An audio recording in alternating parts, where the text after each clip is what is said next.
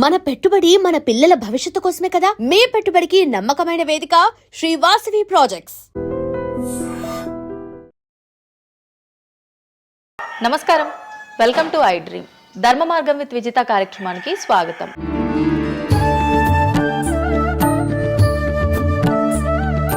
ప్రస్తుతం మనతో పాటు ఉన్నారు ప్రముఖ జ్యోతిష్యులు వేణుస్వామి గారు. ఇప్పుడు వారితో మాట్లాడి మరిన్ని విషయాలు తెలుసుకుందాం. ముఖ్యంగా మనకెన్నో సందేహాలు ఉంటూ ఉంటాయి, వాటి గురించి అడిగి తెలుసుకునే ప్రయత్నం చేద్దాం. నమస్కారం అండి. నమస్తే తల్లి. ఓం నమో వెంకటేశాయ. వెంకటాద్రి సంస్థానం బ్రహ్మాండే నాశకించిన వెంకటేశ సమోదేవో నా భూతో నా భవిష్యతి. గురుగారు, చాలా వరకు ప్రస్తుత రోజుల్లో జ్యోతిష్యాన్ని ఎక్కువగా నమ్ముతున్నారేమో అనిపిస్తూ ఉంటుంది. సేమ్ టైం మళ్ళీ జ్యోతిష్యం మూఢనమ్మకము అని చెప్పి కొట్టిపారేసే వాళ్ళు కూడా ఎక్కువైపోయారేమో అనిపిస్తుంది. అసలు ఈ జ్యోతిష్యం అనేది ఎంతవరకు ఒక కీలక పాత్ర పోషిస్తుంది ప్రతి మనిషికి కూడా? సో జ్యోతిషం అనేది నువ్వు చెప్పినట్టుగా ప్రతి మనిషికి ఒక ఫేసు, రెండు ఫేసులు ఉంటాయి. కానీ కొంతమందికి చాలా ఫేసెస్ ఉంటాయి. ఉదాహరణ, వేణుస్వామికి రెండే ఫేసులు ఉండొచ్చు. అంటే సామాజికంగా ఒకటి, ప్రైవేట్గా ఒకటి. కానీ సమాజంలో ప్రస్తుతము తెలుగు రాష్ట్రాల్లో ఒక మనిషికి 5 ముఖాలు ఉన్నాయి. అంటే తెలుగు రాష్ట్రాల్లో ఎందుకు చెప్తున్నానంటే, భారతదేశాన్ని మొత్తం కంపేర్ చేసినప్పుడు భారతదేశానికి సంబంధించినటువంటి రాజకీయాలు వేరు, తెలుగు రాష్ట్రాల రాజకీయాలు వేరు. భారతదేశం సోషల్ మీడియా వేరు, తెలుగు రాష్ట్రాల సోషల్ మీడియా వేరు. భారతదేశం న్యూస్ ఛానల్స్ వేరు, తెలుగు రాష్ట్రాల న్యూస్ ఛానల్స్ వేరు. సో ప్రతిదీ తీసుకుంటే తెలుగు రాష్ట్రాలకు సంబంధించి చాలా ప్రత్యేకమైనటువంటి స్టైల్లో మనం ప్రజెంట్ వెళ్తా ఉన్నాము. ప్రత్యేకించి తెలుగు రాష్ట్రాలు ఇంతకు ముందు ఒకటే రాష్ట్రానికి పరిమితం అయ్యి ఉండే, అది ఇప్పుడు హైదరాబాద్ కూడా అంటుకుంది. సో 2 రాష్ట్రాలు ఇంచుమించుగా సేమ్ స్టైల్లో వెళ్తున్నాయి.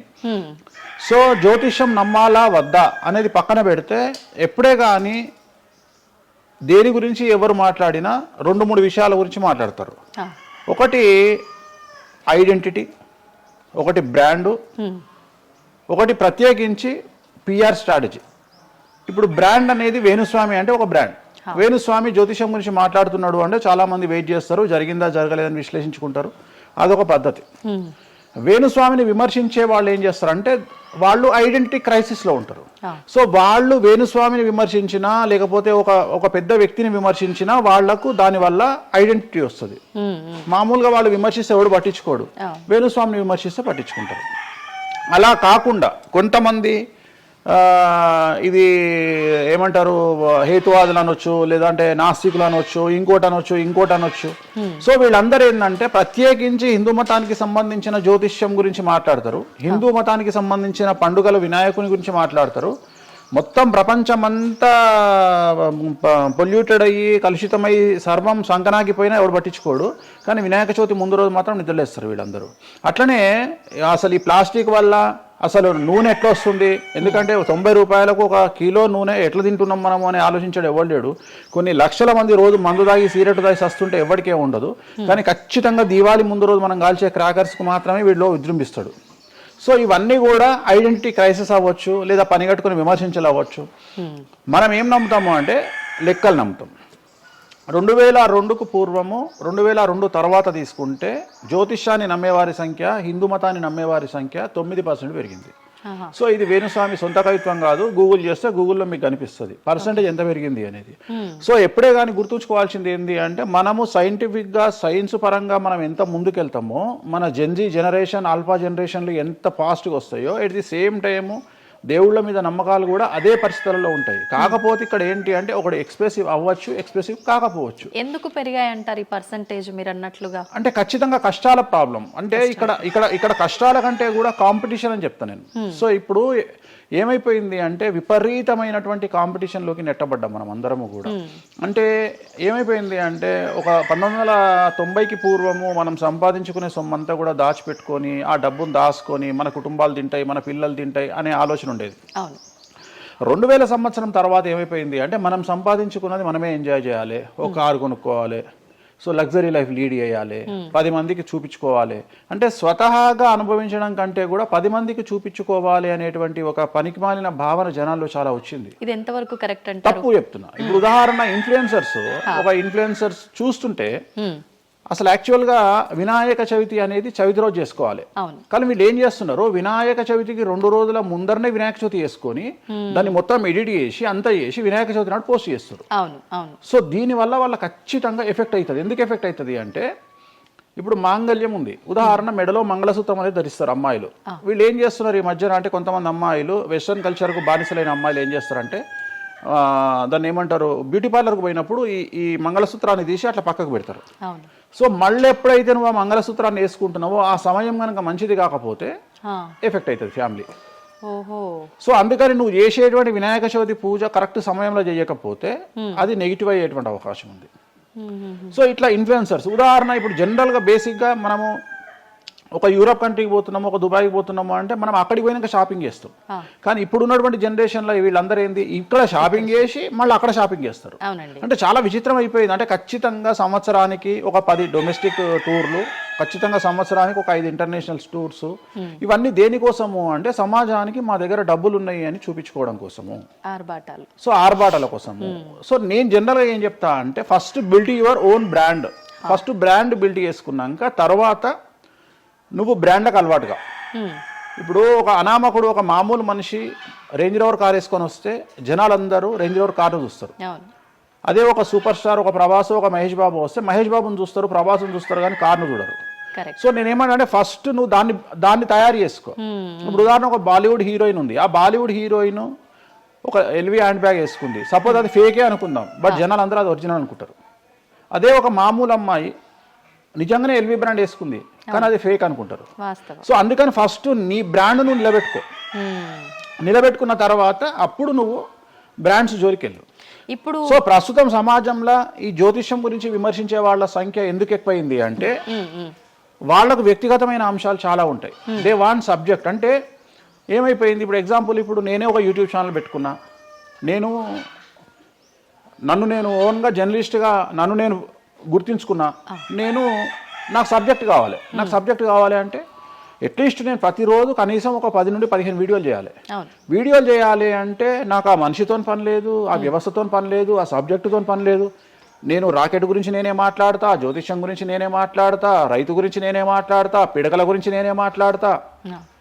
అంటే లాస్ట్కు నాకు కావాల్సింది ఏంది అంటే నాకు వ్యూవర్స్ కావాలి. అట్లీస్ట్ నేను పెట్టే సబ్జెక్టుకు నాకు తెలియకున్నా సరే దాని గురించి కంటి చూపు గురించి నేనే మాట్లాడతా, క్యాన్సర్ గురించి నేనే మాట్లాడతా, ఎయిడ్స్ గురించి నేనే మాట్లాడతా. అంటే కాదేది విమర్శకు అనర్హం.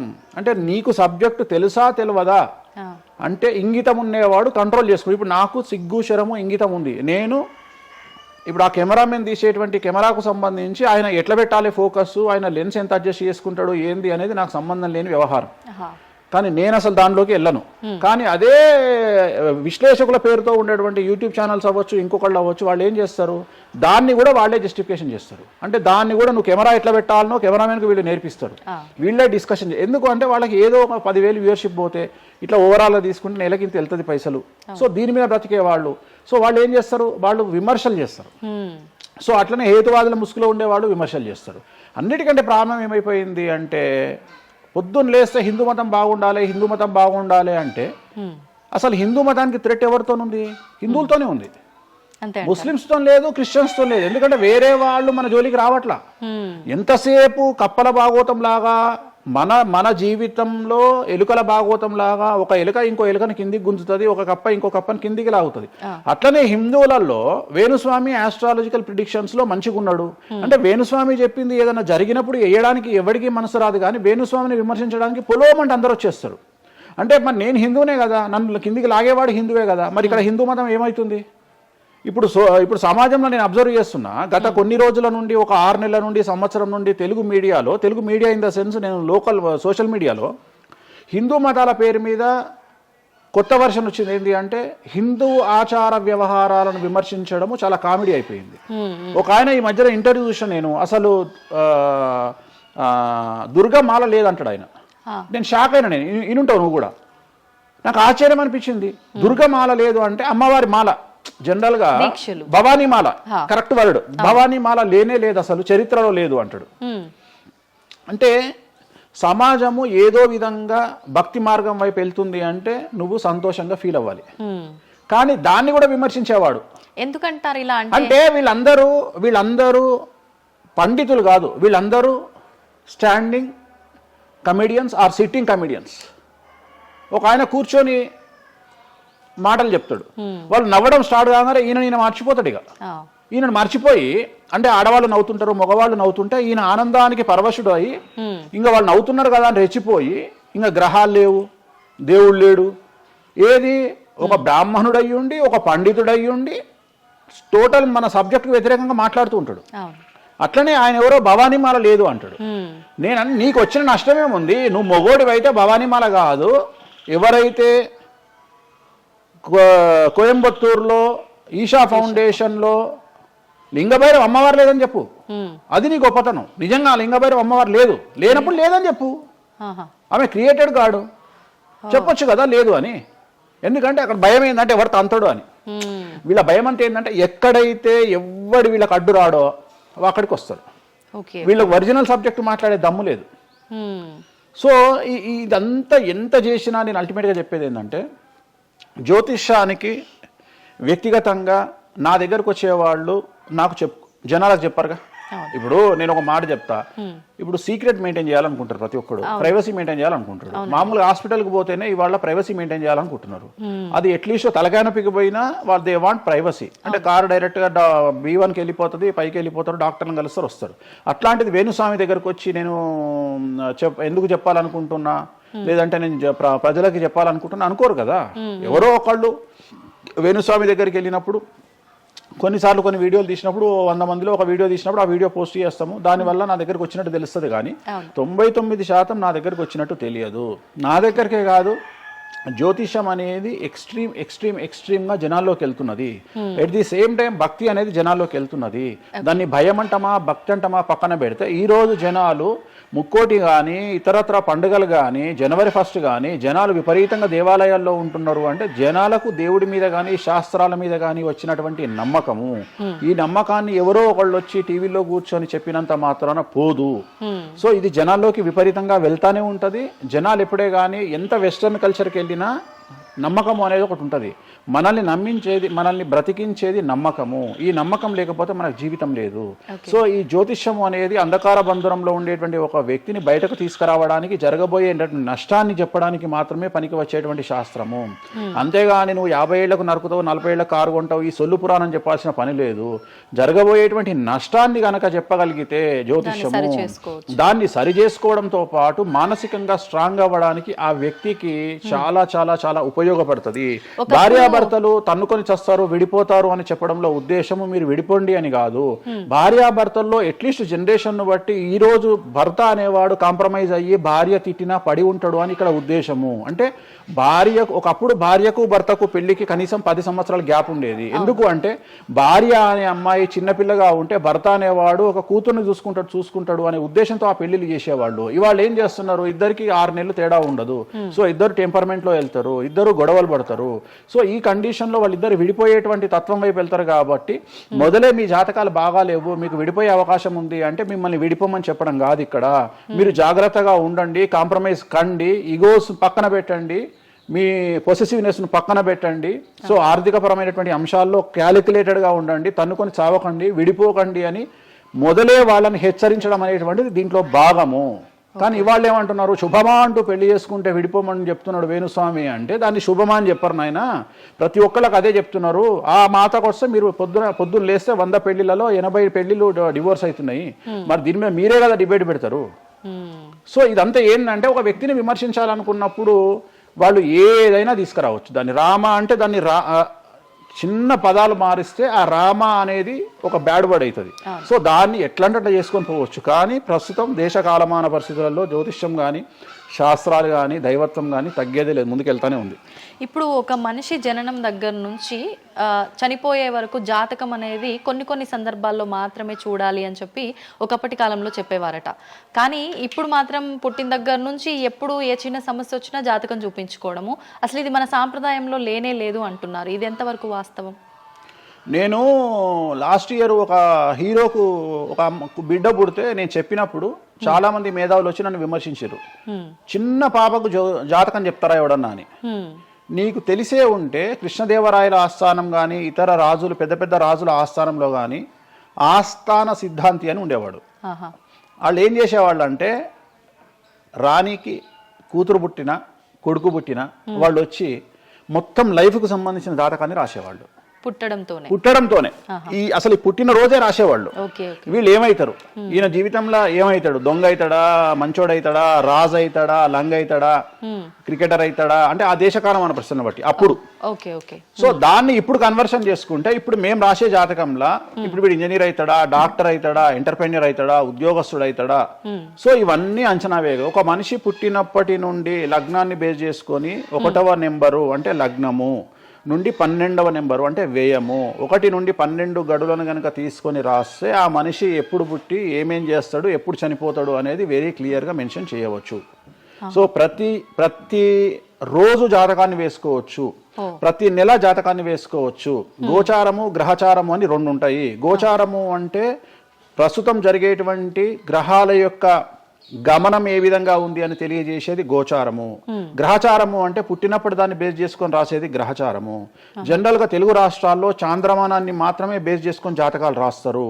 కానీ వేణుస్వామి ఒక్కడే చాంద్రమానము, సౌరమానము, బార్హస్పత్యమానము అనే 3 విభాగాలను బేస్ చేసుకొని జాతకాలు రాస్తాడు.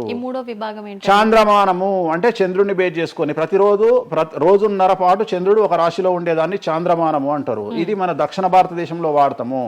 సౌరమానము అంటే సూర్యుడు, రవి ఒక నెలలో ఒక రాశిలో ఉంటాడు, దాన్నే మనం సౌరమానము అంటాము. అలాగే బార్హస్పత్యమానము అంటే బృహస్పతిమానము, సంవత్సరం పాటు గురువు ఒక రాశిలో ఉండేదాన్ని బార్హస్పత్యమానము అంటాము. మనము పుట్టినప్పటి నుండి కనీసము నాకు తెలిసి గత 1000 సంవత్సరాలు లేనటువంటి చరిత్ర ఈ సంవత్సరము 2026లో మనం చూడబోతా ఉన్నాము. గురువు ఒకే సమయములో 6 నెలల్లో 3 రాసుల్లోకి ప్రవేశిస్తా ఉన్నాడు. అంటే జనరల్ అర్థం కాదు, అసలు మనం ఎప్పుడు చూడలే. అందుకనే ఈ సంవత్సరం చాలా పెను సంచలనాలు ఉంటాయి. 2026లో గురువు మిథునం, కర్కాటకం, సింహం 3 రాశుల్లోకి వచ్చి మళ్ళీ రివర్స్ వస్తున్నాడు కర్కాటకానికి. సో చాలా విచిత్రమైనటువంటి ఒక గమనాన్నిగా మనం చూడాల్సి వస్తుంది. ఇది చాలా పెను సంచలనాలకు అంటే సృష్టిలోనే ఒక విచిత్రమైనటువంటి అనుభూతిని మనం పొందబోతా ఉన్నాము, మంచి చెడులు పక్కన పెడితే. సో ఇలాంటి పరిస్థితి నుండి జాతకాలను విశ్లేషించడము ఇవన్నీ కూడా నడుస్తాయి. ఇప్పుడు కొన్నిసార్లు మనిషి కొన్ని సందర్భాల్లో ఇబ్బంది వచ్చినప్పుడు నా తలరా తింటే భగవంతుడు ఇంకా రాసేశాడు, నేనేం మార్చలేను అంటుంటారు. కొన్నిసార్లు భగవంతుడిని పక్కన పెట్టి తలరాతను పక్కన పెట్టి మనం గట్టిగా ఒకటి అనుకుంటే అయిపోతుంది అని అంటూ ఉంటారు. మీరు ముందుగానే ఒక శిశువు జననం అయినప్పుడే వాళ్ళ మొత్తం లైఫ్కి సంబంధించిన జాతకం ఇవ్వగలుగుతాము అన్నారు. మరి మధ్యలో ఇప్పుడు చెప్తున్న వాళ్ళ విధానాలను బట్టి మనం అనుకుంటే అయిపోతుంది, ఏదైనా మనం ప్రయత్నం చేస్తే మారుతుంది, భగవంతుడు దాన్ని మార్చేస్తాడు కొన్ని ప్రయత్నాల వల్ల అంటారు. ఈ రెండిట్లో అసలు దేన్ని నమ్మాలంటారు?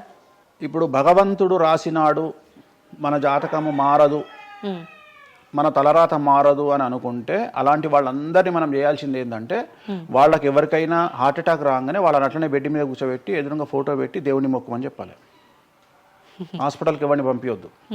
ఎందుకంటే తలరాత కదా, భగవంతుడు రాసేసిండు కదా. మరి ఎందుకు అనవసరంగా అంబులెన్స్కి ఫోన్ చేయడము, హాస్పిటల్కి వెళ్ళడం ఎందుకు, పనిలేని పని కదా.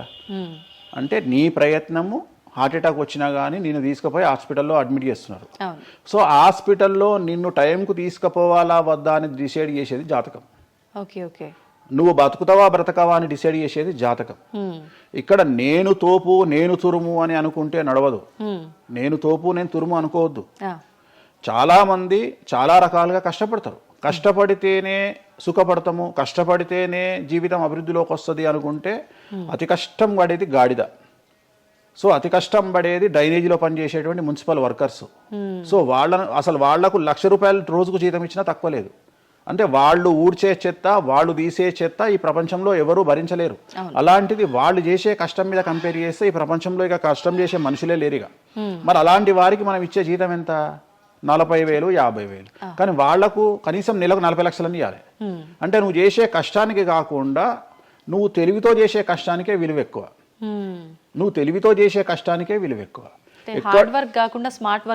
ఎగ్జాక్ట్లీ, స్మార్ట్ వర్క్ నమ్ముకోవాలి. సో రెండవది, నేను కష్టపడితే అసలు రానే రాదు. నువ్వు కష్టపడడం కాదు, నువ్వు తెలివిగా కష్టపడు, కసిగా కష్టపడు. సో అందరికంటే భిన్నంగా ముందుకెళ్ళు. సో దీంట్లో లోకులు నీ మీద రాళ్లు వేస్తారు, దీంట్లో లోకులు నిన్ను సమాజంలో టార్గెట్ చేస్తారు. So there is no development in comfortable zone. నువ్వు కంఫర్టబుల్ జోన్ దాటిన తర్వాతనే నీ జీవితంలో నీ కష్టాలు అనేవి స్టార్ట్ అవుతాయి. ఆ కష్టాలు స్టార్ట్ అయిన తర్వాత అభివృద్ధి అనేది ఏర్పడుతుంది. సో నువ్వు ఉద్యోగానికి అలవాటైనవు అంటే జీవితంలో నువ్వు ఉద్యోగంలోనే ఉండిపోతావు. నువ్వు రిస్క్ తీసుకొని సంవత్సరం పాటు ఖాళీగా కూర్చోవడానికి ట్రై చేసి నువ్వేదో వ్యాపారం చేసుకోనో ఇంకేదో చేసుకోనో ముందుకు రావడానికి ప్రయత్నం చేస్తే అప్పుడు నువ్వు తోపవుతావు. ఓకే. సో ఇక్కడ నువ్వు ఎంత టార్గెట్ చేసినావు జీవితంలో, ఎంత డబ్బు సంపాదిస్తున్నావు అనే దాని మీద నువ్వు తీసుకునే రిస్క్ ఆధారపడి ఉంటుంది. నువ్వు తీసుకునే రిస్క్ను బేస్ చేసుకుని నీ లైఫ్లో డెవలప్మెంట్ అనేది ఆధారపడి ఉంటుంది. అంతేగాని నేను నార్మల్గానే ఉంటా, నాకు డబ్బులు రావాలి అంటే రావు. ఎట్ ది సేమ్ టైము నాకు జ్యోతిష్యము అనేటువంటిది ఎలాంటిది అంటే, డాక్టర్ దగ్గరికి పోయినప్పుడు బ్లైండ్గా కాలో చెయ్యో ఇరిగినప్పుడు డాక్టర్ దగ్గరికి పోయినావు, డాక్టర్ ఏమంటాడు, ఫస్ట్ ఎక్స్రే తీసుకొని రా అంటాడు. అదే జ్యోతిష్యం. ఆ ఎక్స్రే అనేదే నీ లగ్నం, ఎక్స్రే అనేదే నీ కుండలి. సో నువ్వు తీసుకున్న ఎక్స్రే, నువ్వు ఎట్లయితే డాక్టర్ దగ్గరికి పోయినప్పుడు ఎక్స్రే ఎట్లయితే పనిచేస్తుందో, నీ కష్టం వచ్చినప్పుడు నిన్ను కష్టాల నుండి బయటికి తీసుకురావడానికి జ్యోతిష్యం అనేది ఎక్స్రే లాగా ఉపయోగపడుతుంది. ఆ ఎక్స్రే అంటే నీ కుండలి చూసినప్పుడు నీకు ఈ సబ్జెక్ట్లో ఈ ప్రాబ్లం ఎందుకు వచ్చింది, ఒక వ్యక్తికి హార్ట్ అటాక్ ఎందుకు వచ్చింది అంటే ఆయన జాతకంలో రవి కేతువు లేదా శని దృష్టి రవి మీద, లేదా కుజ రవులు 8వ ఇంట్లోనో లేకుంటే 6వ ఇంట్లోనో వ్యయంలో ఉన్నప్పుడు, అలాగే రవి కేతువులు 12వ ఇంట్లో కలిసినప్పుడు, అలాగే 6వ ఇంట్లో కలిసినప్పుడు, సో ఆ సందర్భంలో ఆ గ్రహ చిత్రంలో, ఆ దశా చిత్రంలో ఆ దశ వచ్చినప్పుడు, అంతర్దశ వచ్చినప్పుడు, ఏలినాటి శనిలోనో, ఆ షష్టమ శనిలోనో, అష్టమ శనిలోనో ఈ హార్ట్ అటాక్ అనేది వస్తుంది. అంటే జాతకంలో ఈ దశలను బట్టే కానీ మనం తీసుకుంటున్న ఆహార అలవాట్లను బట్టి కాదంటారా? ఏం తినని వాళ్లకు కూడా క్యాన్సర్స్ వస్తాయి, గుర్తుంచుకోవాలి. ఏం తినని వాళ్ళకు కూడా క్యాన్సర్లు వస్తాయి.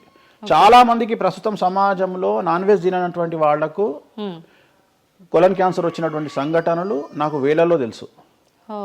సో ఏం తప్పు చేస్తున్నారని అమ్మాయిలకు బ్రెస్ట్ క్యాన్సర్ వస్తుంది? ఆన్సర్ చెప్పు. Question mark. అవునా కాదా? థైరాయిడ్తో ఏం పని చేస్తున్నాం, థైరాయిడ్ ప్రాబ్లం వచ్చింది. సరే, ఉదాహరణ లంగ్స్ క్యాన్సర్ అంటే నువ్వు సిగరెట్ తాగితే వచ్చింది. కానీ నువ్వు నమ్మవో 100 మందిలో 40 మందికి లంగ్స్ క్యాన్సర్ వచ్చిన వాళ్ళకు సిగరెట్ అలవాటు లేదు. ఎందుకు వచ్చింది? సో చాలా మంది అంతెందుకు, కరోనాలో మంచి వాళ్ళు చచ్చిపోయారు, తాగుబోతులు ఎవరు తావాలా? అవును అవును.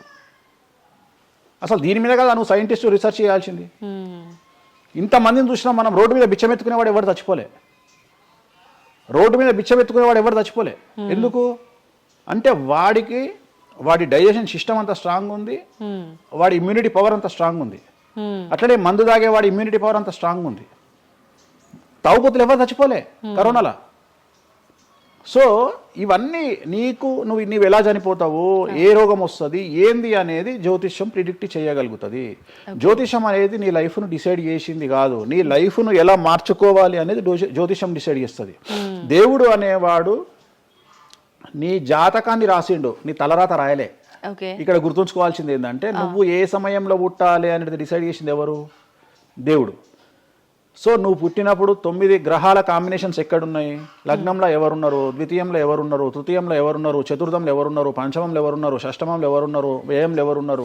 అంటే నీకు ఏ రోగాలు రావాలి, నీకు దోస్తులు ఎట్లాంటి వాళ్ళు ఉన్నారు, నీ కుటుంబంలో నీకు బంధువులతో గొడవలు అయితేయా కావా, నువ్వు డబ్బు ఎంత సంపాదిస్తావు, ఉద్యోగం వల్ల సంపాదిస్తావా, వ్యాపారం వల్ల సంపాదిస్తావా, లేకపోతే బెట్టింగ్లకు పోయి నాశనం చేసుకుంటావా, లేకపోతే వ్యసనపరుడు పోయి నాశనం చేసుకుంటావా, సో అమ్మాయిలకు బానిసైతావా, అంటే ఇట్లాంటివన్నింటిని అనలైజ్ చేయగలిగినటువంటి శక్తి జ్యోతిష్యానికి ఉంది. జ్యోతిష్యము అనేది వేరు కాదు. నువ్వు ఏదైతే దేవుడు జాతకం రాసిండు, ఏదైతే తలరాత రాసిండు అంటుండో గదే గిది.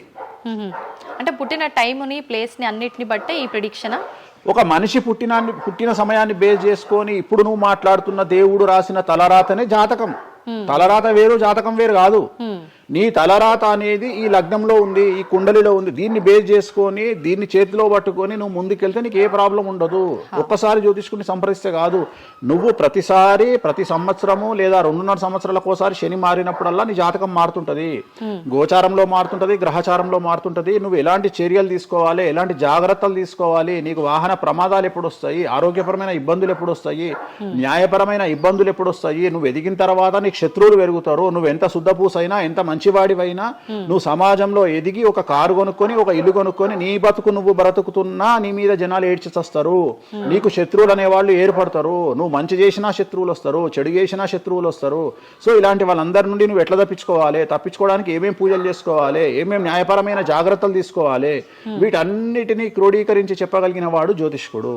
కాకపోతే జ్యోతిష్కుడికి దేశ కాల మాన పరిస్థితులను బేస్ చేసుకొని జాతకం చెప్పగలగడం రావాలి. ఎందుకంటే జ్యోతిష్యంలో ఉదాహరణ రవి కుజ కేతువు కలిసి ఉన్నప్పుడు సుఖవ్యాధి వస్తుంది. సో సుఖవ్యాధి అని మాత్రమే జ్యోతిష్యం చెప్పింది మాకు, అంతేగాని నీకు సిఫిలిస్, గనేరియా, ఎయిడ్స్, HIV అని చెప్పి రాయలే మాకు అక్కడ రాసింది ఏం రాసిండు, నీకు సుఖవ్యాధి వస్తుంది. కాకపోతే దేశకాలమాన పరిస్థితులను బట్టి ఏ వ్యాధులు వస్తున్నాయో దాన్ని అంచనా వేయగలిగిన శక్తి జ్యోతిష్కుడికి ఉండాలి. ఇప్పుడు కూడా నువ్వు ఇంజనీరింగ్ చేస్తున్నావు అంటే ఇంజనీరింగ్ ఇంకో 2 ఏళ్ళు అయితే పోతుంది. సో కొత్త ఏదో వస్తుంది, స్టడీస్ వస్తాయి. సో మనం మారుతూ ఉండాలి, మనం అప్డేట్ అవుతా ఉండాలి. ఎట్లయితే టెక్నాలజీ కోసము, ఎట్లయితే కెమెరా విషయంలో, ఎట్లయితే మైక్ల విషయంలో అప్డేట్ అవుతున్నామో మేము కూడా జ్యోతిషం విషయంలో అప్డేట్ కావాలి. కానీ మమ్మల్ని అప్డేట్ అవ్వడానికి ఎవరు మాకు భుజం తట్టేవాళ్ళు కానీ, వెన్ను తట్టేవాళ్ళు కానీ, మమ్మల్ని ఎంకరేజ్ చేసేవాడు కానీ ఉండడు. ఎంతసేపు మా మీద దాడి చేద్దామని చూసేవాడే ఉంటాడు. మేము ఏదైనా విశ్లేషించి కొత్తది చెప్పుదాము అనేటువంటి ప్రయోగం చేయంగానే ఆటోమేటిక్గా రాకెట్ ఫెయిల్ అయితేనేమో సింపతి చూపిస్తారు, మేము చెప్పింది ఫెయిల్ కాగానే దాడి చేస్తారు. సెఫాలజిస్టుల పేరుతోని ప్రతి సంవత్సరము కనీసం ఒక 20-30 మంది ఫెయిల్ అయితేనే ఉంటారు ఎన్నికలలో. వాళ్ళ జోలికి ఎవడు పోడు. కానీ మేము ఎవడన్నా పుసుక్కున ఎక్కడన్నా ఎన్నికలు గెలువయ్యి అని చెప్పగానే మా మీద దాడి చేసే వాళ్ళు ఎక్కువ ఉంటారు. సో మాకు కూడా ఎంకరేజ్మెంట్ చేస్తే మేము సైన్స్ను ఎప్పుడో పండబెట్టగలిగిన శక్తి మాకు ఉన్నది, జ్యోతిష్కులకు లేక కాదు. కాకపోతే మమ్మల్ని ఎవడు వెన్నుదడతాడు, మా గురించి ఎవడు మాట్లాడతాడు, మా గురించి మెచ్చుకునేది పర్సనల్గా వ్యక్తిగతమైనటువంటి టర్మినాలజీలో మాతో మాట్లాడే వాళ్ళు మెచ్చుకుంటారు తప్ప సమాజం మమ్మల్ని చూసే దృష్టి వేరు. ఎంతసేపు మా దాంట్లోనే మాకు ఉండదు. మా దాంట్లో యాచకా శత్రువు అంటే బిచ్చపోనికి బిచ్చపోరు శత్రువు అని మా దాంట్లో మాకే తన్నులాట. కామాఖ్యకు పోయి బలులిచ్చి పూజలు చేసుకునేటువంటి జ్యోతిష్కుడు హైదరాబాద్కు వచ్చి అక్కడ బలులే లేవని చెప్తాడు ఒక జ్యోతిష్కుడు. సో ఇట్లా ఎందుకు చెప్తున్నారు అంటే వాళ్ళ కర్మ, మనం ఏం చేయలేము. సో ఓవరాల్గా జ్యోతిష్యం అనేది ఏదైనా చరిత్ర సృష్టించగలుగుతుంది. జ్యోతిష్యము అంటే మనిషి యొక్క తలరాతనే జ్యోతిష్యం. ఇప్పుడు మీరు చెప్పిన దాన్ని బట్టి అంతా మనం పుట్టిన టైము ప్లేస్ని బట్టే డిసైడ్ అవుతుంది ఈ ప్రెడిక్షన్ అంతా. అంటే న్యాచురల్గా బర్త్ జరిగితే ఓకే, కానీ ఇప్పుడు అన్ని ముహూర్తాలు పెట్టుకొని టైము అన్ని చూసి చేస్తున్నారు కదా, మరి ఇటువంటి వారికి జాతకం ప్రెడిక్షన్ కరెక్ట్ ఉంటుందా? ఆ ముహూర్తం పెట్టాలి అనేటువంటి టైమింగ్ కూడా ఆయన డిసైడ్ చేస్తాడు, దేవుడే. ప్రతిదీ మనం తోపులం అనుకుంటాం, నేను ఓన్గా ఆలోచిస్తున్నా అనుకుంటాడు. ఓకే, అది ఆల్రెడీ డిసైడెడే. నీ మనసులో ఆ భావం రావడానికి, నీ మనసులో ఆ ముహూర్తం పెట్టించుకోవాలి అని అనుకోవడానికి కర్త కర్మక్రియనే భగవంతుడు. మరి ఇది పెళ్లిళ్ళ విషయంలో ఎందుకు వర్తించదు? పెట్టుడు ముహూర్తాల్లో పెళ్లిళ్ళు వద్దు, అదంతా సఖ్యతతో ఉండరు భార్యాభర్తలు అంటారు కదా. అసలు ముహూర్తం మంచిదైతే ఎందుకు విడిపోతున్నారు అని ఇప్పుడు కొంతమంది మేధావులు అడుగుతారు. ఫస్ట్ నేను చెప్పే పాయింట్ ఏంటంటే, నీ జాతకాలే కలవకపోతే నువ్వు ఎంత మంచి ముహూర్తంలో చేసుకుంటే ఉంది. నీ జాతకాలు బాగుంటే, మీ జాతకాలు కలిస్తే నువ్వు అష్టమి నాడు పెళ్లి చేసుకున్నా, అమావాస్య నాడు పెళ్లి చేసుకున్నా ఏమీ కాదు. రైట్? సో నేను మాట్లాడే విషయం ఏంటంటే, నీ అబ్బాయి అమ్మాయి జాతకాలు బాగా కుదిరినప్పుడు వాళ్ళ లైఫ్ ఎక్కడో ఉంటుంది. చాలామంది there is calculated love, calculated relation. అమ్మాయి ఏమనుకుంటుంది, నేను నెలకు 1,50,000 సంపాదిస్తున్నా, నాకు ఖచ్చితంగా 2 లక్షలు సంపాదించే అబ్బాయి కావాలి అనుకుంటుంది. కానీ నన్ను జీవితంలో బాగా చూసుకునే అబ్బాయి కావాలి, నేను కాంప్రమైజ్ అవుతా, నీకు 1,00,000 వస్తుందా, నేను 1,50,000 సంపాదిస్తా, ఇద్దరం కలిసి 2.5 లక్షలతో బతుకుతాము అని ఏ అమ్మాయి అనుకోదు. సో ప్రతి ఒక్కడి క్యాలిక్యులేషన్ ఇదే. అలాగే అబ్బాయి ఏమనుకుంటాడు, నాకు 2 లక్షలు వస్తుంది కానీ నాకు చాలా అందమైన అమ్మాయి కావాలి అనుకుంటాడు. సో ఇక్కడ ఉన్న డిమాండ్కు తగ్గట్టు సప్లై లేదాడు.